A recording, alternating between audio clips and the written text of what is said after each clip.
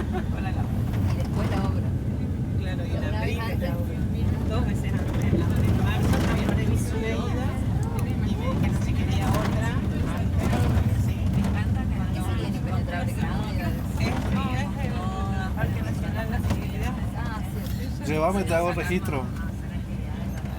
Te hago registro. Yo voy a decir algo que me va a denotar la edad. ¿Te acuerdas?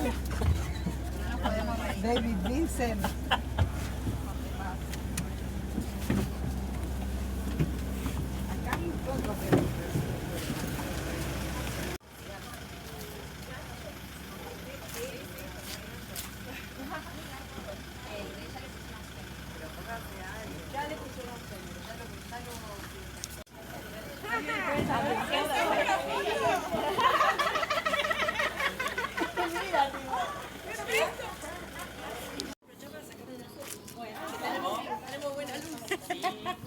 Los vi correteando por la costanera, ya varios. Tenemos una linda ciudad, ¿no?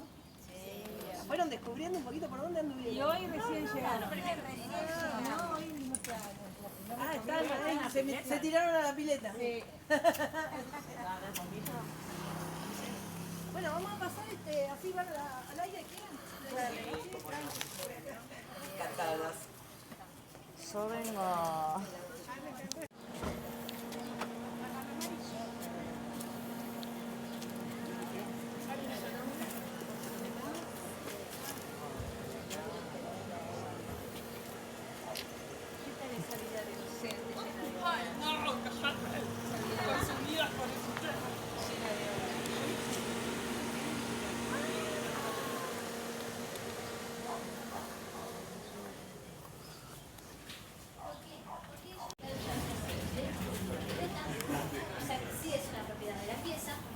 Pero no arrojó más nada además de eso. O sea que sigue siendo un caso abierto donde cae del cielo, es un meteorito, es un meteorito, pero en realidad caen muchas cosas. Obviamente todo esto, yo les conté, no alcanza para explicarse el fenómeno sino que el fenómeno existe, más allá del conocimiento de su naturaleza. Y que también deja evidencia física, objetivos, y que sobre todo hay que ver.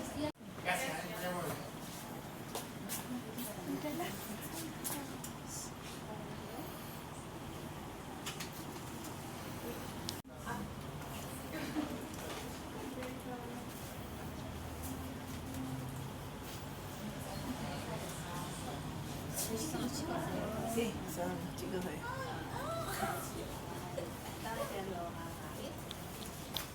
no, que terminen de recorrer los chicos de...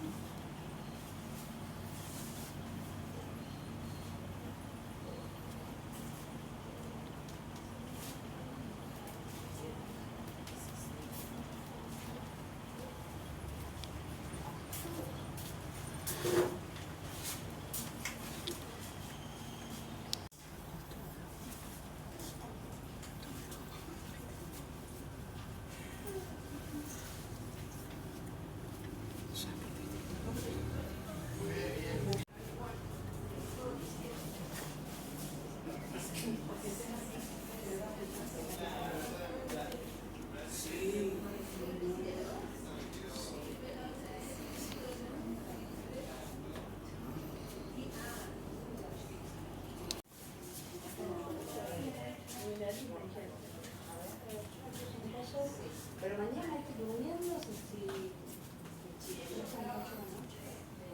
¿qué pasa?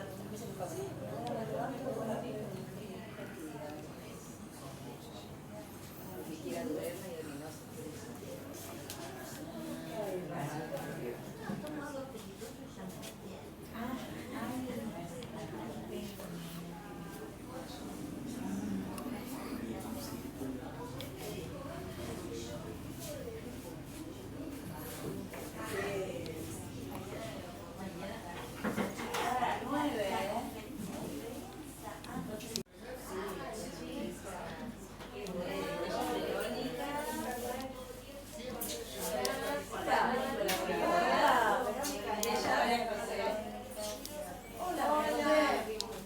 cambiado también el marco de visión sobre muchos aspectos, la geopolítica, la tecnología y también la cultura, puedan conocerla y conocer su historia, porque de no ser por su historia, probablemente ustedes hoy no estarían indagando, profundizando sobre este aspecto fundamental hoy de la identidad de Victoria. Así que me gustaría que ella en principio les cuente cómo empezó toda la historia, ¿no? Bueno, un placer conocerlas a todos. La verdad que como por escuchándola a ella me entero que soy una visionaria, o sea, fue la que comenzó todo este lío. La verdad que sí, fue muy duro al principio, es algo que cuando yo llegué hace 32 años a Victoria, vine con una ilusión porque en un diario te decía lo que había pasado acá. Y la verdad es que nunca me llamó la atención Capilla del Monte porque se acuerdan, muchos de ustedes tendrán conocimiento de José de Ser con el Seguime Chango. Él tenía hasta la coronilla, o sea, yo había tomado esto después de la experiencia que tuve en Caleta, Olivia, el 18 de agosto de 1968. Yo sabía que esto era una realidad, no me lo había contado nadie ni lo había leído, fue una realidad. Y esa realidad la agarré de tal forma que dije, contra viento y marea, pase lo que pase, yo voy a seguir adelante. Y me aguanté todo. Acá en Victoria me aguanté todo, porque me denostaron de todas maneras, la loca de los ovnis, o sea, cualquier cantidad de epítetos que la verdad, llegaba un momento que yo venía a la noche y digo, ¿cómo hago para seguir aguantando? Pero lo hice porque yo estaba confiada en que esto algún día iba a tener lo que hoy tiene, la apertura mundial con respecto al fenómeno ovni.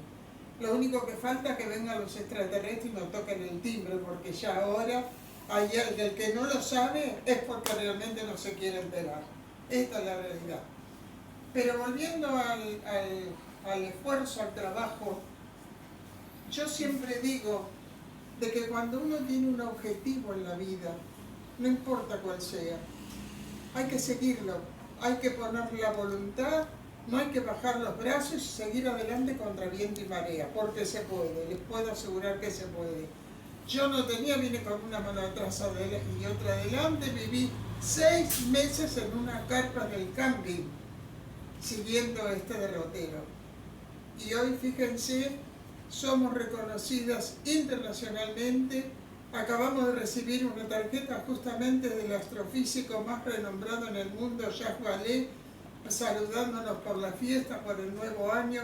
Y eso es algo que no lo consigue cualquiera, lo consigue alguien que ha trabajado y sin ayuda de nadie al principio.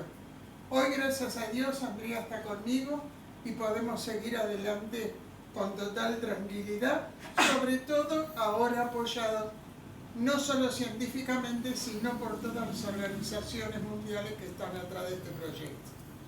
Así que yo les agradezco muchísimo, pero muchísimo de que estén acá, porque Andrea les va a dar un camino a seguir que realmente yo quiero que se consiga en Victoria. Victoria es hermosa, Victoria es mágica, Victoria necesita el apoyo de todos nosotros.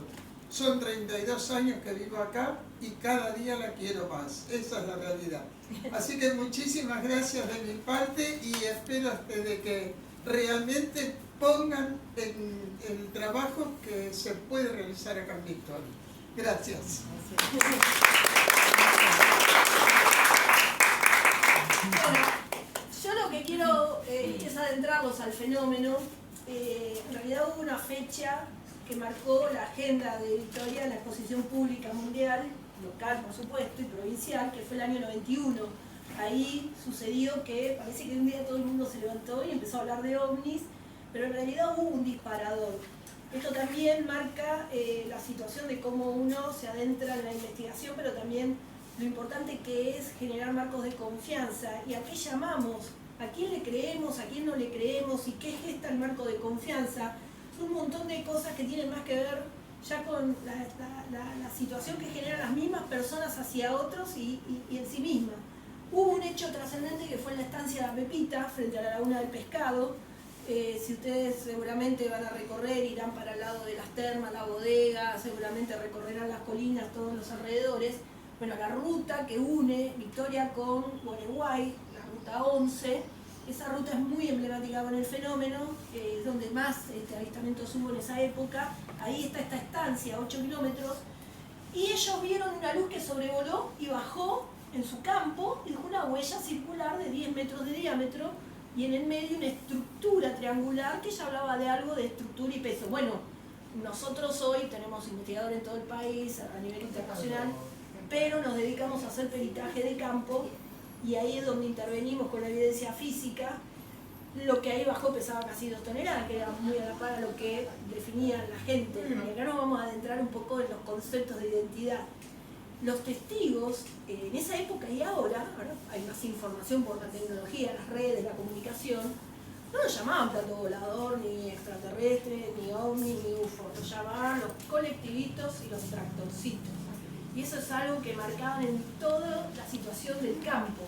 La gente del campo lo llamaba así porque eran luces que iban a muy baja altura, que tenían cosas raras. Por ejemplo, no entendían cómo pasaba de campo a campo atravesando los alambrados. Eso también les da un marco de referencia a la altura que iban.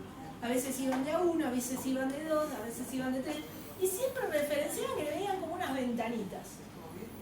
Nos parecía muy particular, pero bueno, también la credibilidad tuvo mucho que ver, porque todo el mundo empezó a hablar de ovnis a partir del relato de Nacho Ibero y Basaldúa, simplemente porque Nacho Basaldúa era juez y su palabra tuvo un peso extraordinario. Y vieron como es el pueblo chico infierno grande, y acá también nos volvemos a meter en la credibilidad con la identidad. De repente a ver quién cuenta la historia y a ver cómo le creemos. Porque Nacho Basaldúa, siendo juez, tenía mucho respeto.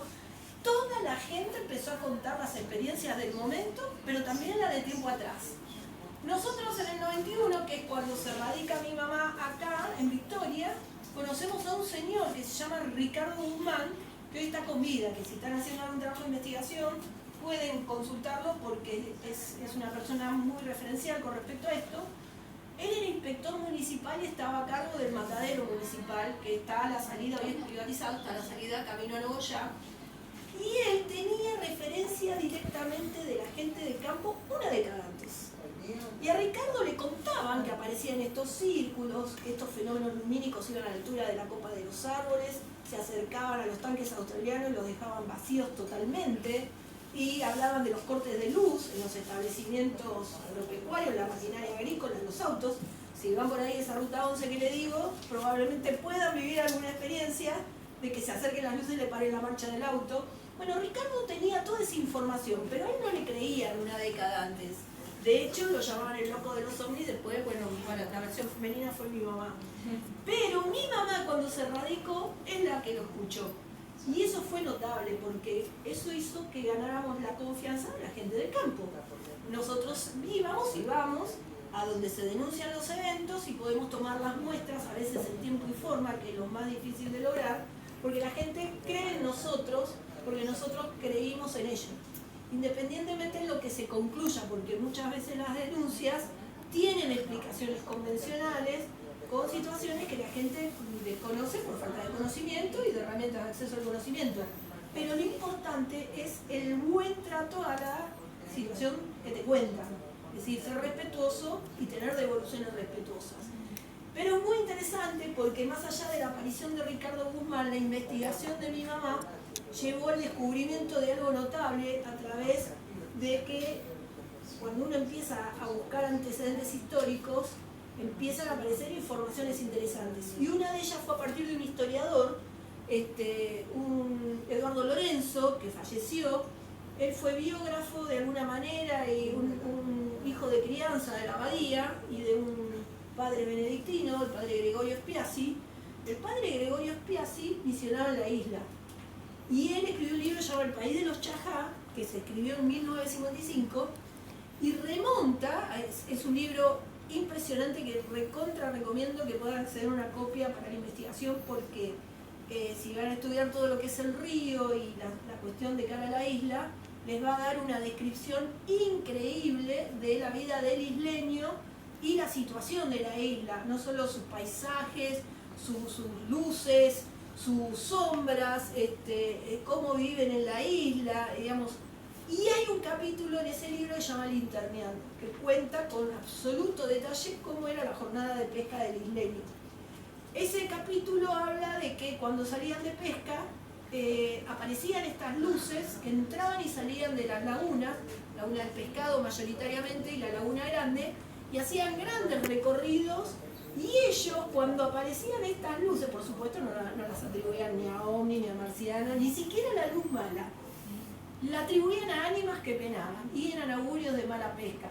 Entonces, ¿qué hacían? Levantaban los trasmayos, esperaban que pasen las luces, y no era como la tensión extraordinaria de que esas luces se volaban al cielo y se perdían, o se venían a toda la ciudad y se metían en el agua.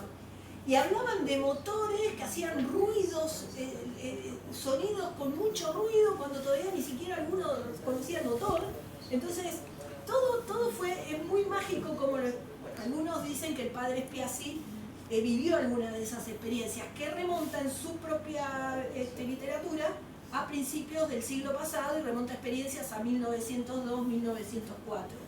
Y ahí se abrió otra historia, porque ya teníamos un libro testimonial que marcaba que en la isla también se veían estos fenómenos con gran detalle y gran descripción. Y a diferencia de la gente de la ciudad y del campo, los isleños, si bien parecieran más cerrados, eran mucho más descriptivos de los fenómenos. Y ahí se abrió otra puerta que es todavía más al pasado. El punto es cómo los interpretamos, porque ahora tenemos un line time, como lo llamamos ahora, donde marcamos la edad moderna, que nosotros en el tema ufológico lo marcamos 40, 50 en adelante, que marca un poco la historia, que ahora vamos a hacer un breve recorrido para que ustedes tengan una idea en general de la temática, con el caso Roswell, y a partir de ahí con todo lo que es la carrera espacial y toda la mirada, esta con penetración, ya no mirar en lo horizontal, sino hacia el espacio, en lo vertical, donde nos permite incorporar que ahí afuera hay un universo que parte desde la exploración espacial haciendo eje con el hombre y la llegada a la luna, y en esa mirada hacia arriba empezamos a descubrir el concepto extraterrestre, pensar en la posibilidad de vida más allá de la Tierra, de otros universos, y cómo pasamos de la ciencia ficción hace no mucho tiempo atrás a una realidad hoy donde los gobiernos lo investigan oficialmente, y ya la NASA. ¿Cuántos de ustedes pensaban que la NASA algún día iba a reconocer que estudiaba fenómenos aéreos no identificados? Yo creo que nadie, ni yo con mi generación pensé que lo iba a escuchar hecho realidad. Bueno, hoy es una realidad. Hay todo un contexto geopolítico que también hace al uso tecnológico de estos eventos, que es entendible si eran cosas mágicas y eran cosas de cuento del isleño, que en fogones y en rondas de arriero empezaban a contar para asustar a los novatos, y en realidad estaban hablando quizá de muchos hechos reales. Esa investigación llevó a que mi mamá, por ejemplo, con personas que habían nacido también a principios del 1900, 1910, en la zona de Laguna del Pescado, y ya era común, y lo que hoy nosotros vemos de objetos que están en cercanía y que dejan círculos, para aquella gente eran cosas del diablo, eran cosas mágicas, o eran cosas que mejor ni hablar porque la atribuían a situaciones muy horribles, muy de desgracia. Entonces, esto es muy interesante que quería contarles, porque en realidad el fenómeno está presente en Victoria desde el principio del siglo pasado, y hoy les podemos decir con interesante documentación que la fundamenta. ¿Es parte de la mitología y de las historias de las islas? Sí lo es. ¿Es parte de la mitología y las historias del campo? Sí lo es. ¿Y es parte hoy de la mitología y de las historias de la ciudad? Sí lo es. De hecho, antes que llegaran, hace una hora, acaban de filmar un ovni que pasó por arriba de los bungalows de ustedes, en plena luz del día. Entonces, hay hoy otra expectativa y otra necesidad también de comprender, que parte un poco de la misión de nuestro museo y de nuestra situación investigativa. Nosotros, como investigadores del fenómeno ovni, buscamos respuestas de la ciencia, sí, porque también hay mucha manipulación de la información que no escapa en nada a la manipulación que hacen en temas que nosotros consideramos serios. Entonces, nuestro aporte y nuestra obligación y responsabilidad es que la gente que nos visita hoy se lleve de alguna manera la información más objetiva y la información más responsable. Quiero contarles otra parte de la historia para que ahora vean un pequeño video donde van a entender de muchas cosas que les estoy hablando. El fenómeno OVNI tuvo un disparador que generó un desarrollo turístico impensado, porque hoy hay cuestiones que tienen que ver con los misterios. Yo tengo una teoría personal, por ahí muchos de ustedes comparten. La gente como hoy no cree en nada, miren qué paradoja, como no cree en nada, adhiere y cree en lo que la gente cree que no es creíble. Es un juego de palabras, pero si ustedes ven, ha crecido el turismo holístico, el turismo del misterio, el turismo ufológico. De hecho, hace poquitas horas hablé con el director de turismo de Viedma, que nos convoca, porque nosotros en Argentina, piensen que en el mundo hay 23 museos del OVNI, en Argentina es el único, y además estamos desarrollando, porque hay una necesidad del turista, que lo tenemos que tratar bien, digamos. Nosotros tuvimos que reformular lo que le hablamos al turista, a personas que no conocen nada del tema, porque nosotros antes le hablábamos a la gente que conoce del tema. Entonces, hay gente que ya tiene curiosidad y quiere conocer y le tenemos que hablar en forma de que pueda recepcionar el mensaje. Bueno, con el turismo pasa lo mismo. Hoy hay gente que le causa interés el tema, quiere ir a tener la experiencia de observación o ver los lugares donde se dan el fenómeno o han sucedido las historias y ver el entorno. Eso también es muy interesante porque nos pone de cara a todo lo natural, la zona de isla, el campo, toda esta cuestión. Y eso ha generado también un disparador importante. Hoy el turismo ufológico en Victoria y en la provincia es el cuarto motivo de mayor atracción turística. Nosotros acá en el museo, el verano pasado tuvimos más visitantes que el Palmar de Colón. Entonces hay un impacto también cultural en la forma de hacer turismo, que también hay que medirlo, evaluarlo y considerar. Nosotros un día sacamos, y eso generó un cambio absoluto, que es un documento que titulaba "Ellos de todas maneras nos visitan". Entonces yo pregunté, ¿a quién cree que le hablaba cuando decía el documento? A ver, ¿a quién pensaba que le hablaba cuando digo "ellos de todas maneras nos visitan"? A esa gente, al turismo, que Exacto. no tiene tanto conocimiento y que le interesa saber, o sea, porque ese es un titular que llama la atención, ¿no? Exacto. Vienen y nos visitan. No juega con los ovnis. Exacto. El 90% de la respuesta es a los extraterrestres nos visitan. No, el turista. Es correcta tu respuesta.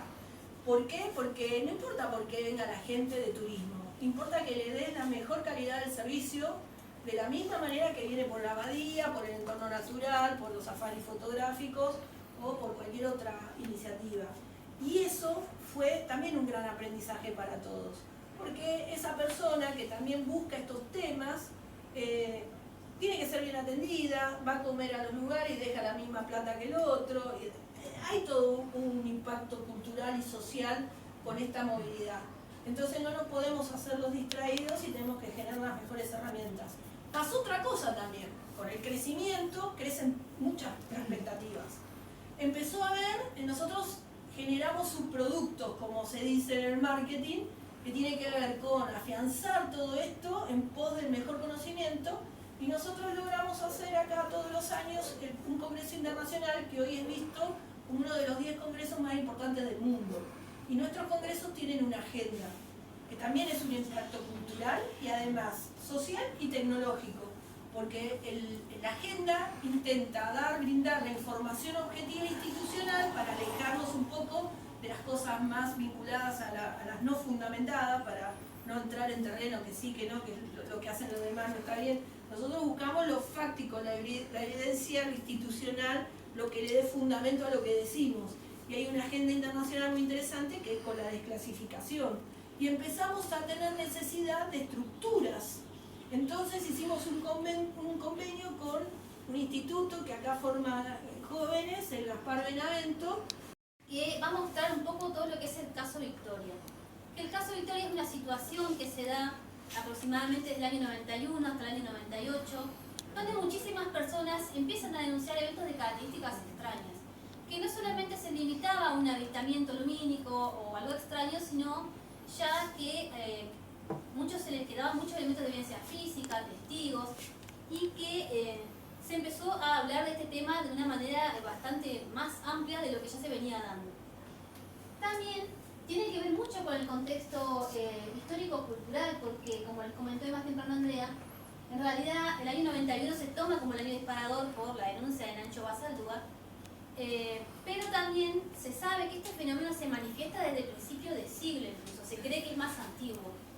Y una de las primeras personas en hablar de esto era el monje benedictino, el padre Gregorio Spiazzi, que ellos tenían una mirada absolutamente religiosa, espiritual, más folclórica, y ellos sin darse cuenta ya en esa época describían características totalmente extraordinarias del fenómeno: vuelo transmedio, vuelo de hipervelocidad, vuelo antigravedad, y que es sumamente interesante verlo desde el punto de vista también de la descontaminación, porque en esa época donde no estaba masificada la tecnología, donde no había celulares, no estamos tan conectados, las zonas que eran por ahí inhóspitas, la isla, el campo, la gente cuando describía un evento lo describía exactamente como lo veían, no le agregaban nada, decían, bueno, me pegó una luz, que venía, que hizo esto, esto y esto y nada más.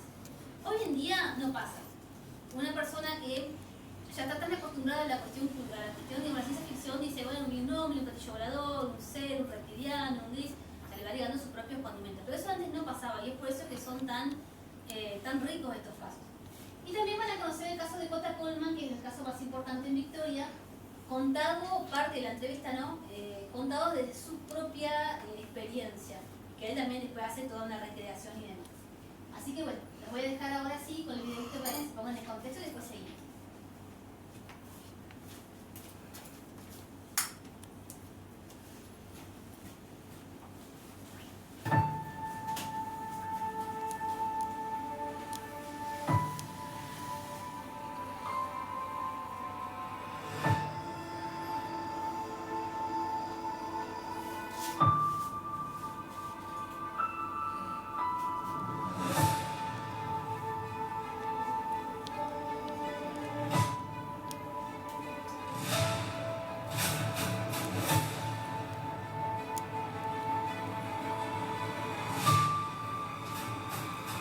Victoria, Entre Ríos, República Argentina.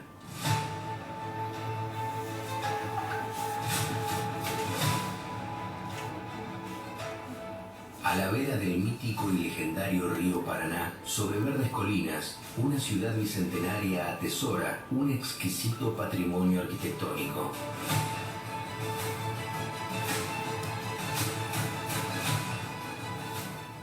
Construida al estilo colonial, Victoria resguarda también grandes secretos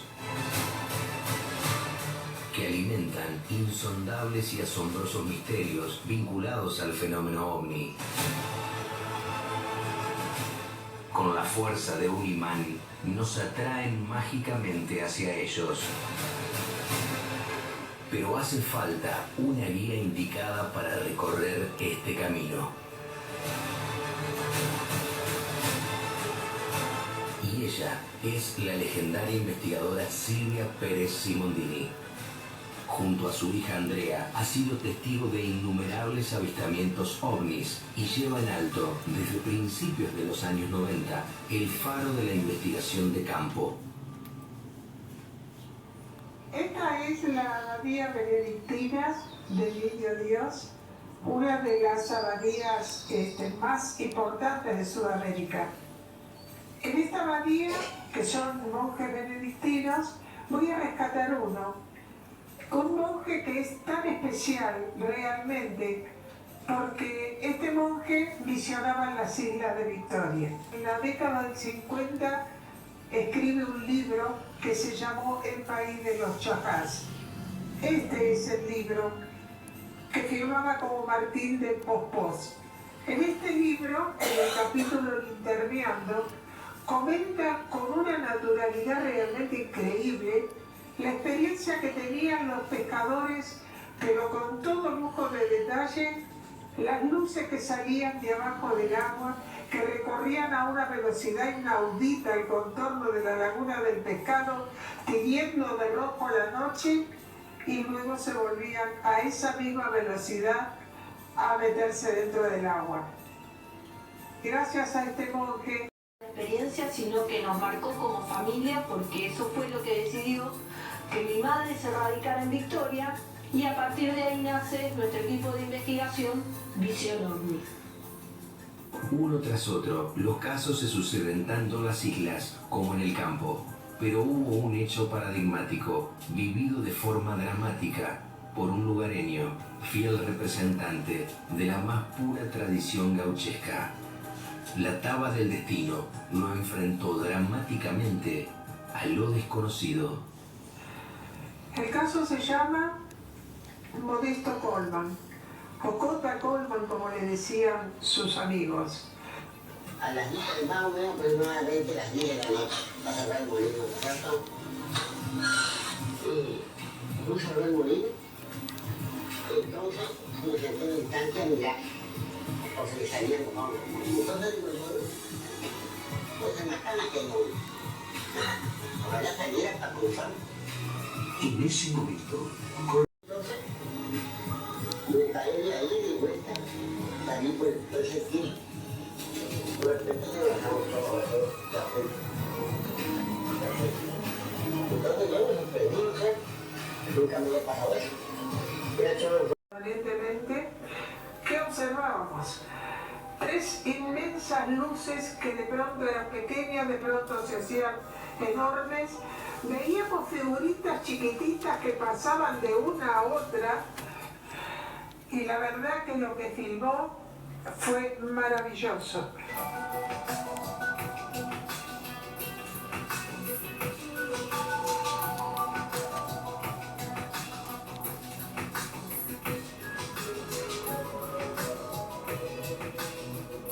Mundial, no solamente en Argentina. En el caso de Cota Colman pasa esto, a los 7 años. Él sufre quemaduras en su cara, en su cuerpo, que son quemaduras por radiación, que no son quemaduras convencionales, mucho menos en la zona donde él vivía. Esto se sabe por los informes médicos del hospital que después se recuperaron. Y él estaba en compañía de un perrito. ¿Vieron cuando él dice en un momento de la entrevista, vámonos compañeros, que esto no es para nosotros? Bueno, le hablaba a su perrito Siroco, que es alcanzado por uno de estos rayos que él cuenta y muere casi instantáneamente el animal. Él sale corriendo, se refugia debajo del árbol tala, y cuando él está ahí, y ahí no lo vieron ustedes porque la entrevista es mucho más larga, es un fragmento porque tiene de tiempo, pero él cuenta que ve seres que bajan como una especie de rampa y hacen como una tarea de recolección. Que esto, un año antes, en el caso del Hogar Escuelas, se pasó exactamente lo mismo. Ellos ven una aeronave que viene de la zona de Laguna del Pescado, otra fue a plena luz del día, baja como en un camino de tierra antes de entrar a lo que sería el lugar, digamos, del predio, y ellos también comentan que veían seres que bajaban y hacían como una especie de, como si juntaban piedritas, lo que decían ellos. Esto pasó también en el caso de Cota Colman. Y él, cuando describía a los seres, los llamaba los cara de cabra y los pata de tero. Porque obviamente al ser una persona totalmente descontaminada del tema, que de hecho no sabía ni escribir, se dedicaba a su trabajo, él lo describía con cosas de la naturaleza, con animales, decía que por las extremidades finas de los seres que eran como los teros, que en la cabra tenía como una especie de trompa como las cabras, que uno pensando, y de hecho a él después se le mostraron imágenes y demás, identificó más bien como una especie de máscara o algo mecánico. Claramente para él era una trompa de una cabra. Esta descripción también es sumamente interesante porque nosotros, de hecho en realidad la ufología contemporánea, contempla como punto de partida el caso Roswell, que se dio en Roswell, Nuevo México, el 6 de julio de 1947, donde en esa época es el primer momento donde se empieza a hablar de la morfología de seres con estas mismas características. Por eso, ahora si bien pueden voltearse hacia allá, vamos a hacer un pequeño de cómo arranca todo lo que nosotros conocemos. Seguramente cuando alguien dice extraterrestre o alienígena nos imaginamos esto, probablemente, pero tiene una razón de ser. El 6 de julio de 1947 se da un evento en Roswell, Nuevo México, de una denuncia de un ranchero de un supuesto estrellamiento de una aeronave y que la primera persona en llegar al lugar del incidente es este hombre, el mayor Jesse Marcel, que al ser también la persona con más rango en el área, llega antes incluso que la policía, y él identifica el área y efectivamente se da cuenta que hubo un estrellamiento de una aeronave. Pero también se encuentra con 4 cuerpos de esta morfología que estaban esparcidos en el piso, de los cuales él identifica que 3 estaban muertos y que uno seguía con vida incluso hasta el momento que llega. Él describe un primer informe, detalla todo esto, que de hecho son los que después van a ver ahí las réplicas de la primera realidad después de 24 horas ese documento fue cambiado por otro donde ya se desmentía, diciendo que lo que había sucedido es que se había estrellado un globo meteorológico, el proyecto Maul, y que eso fue enviado a los medios de comunicación de la época. Acá ustedes van a ver todas estas imágenes fotográficas y documentación. Eso fue donado por la familia directa de Jesse Marcel, que son ellos dos. Este es el hijo y el nieto. Que ellos, desde allá de Estados Unidos, son los mayores impulsores en la desclasificación de este caso.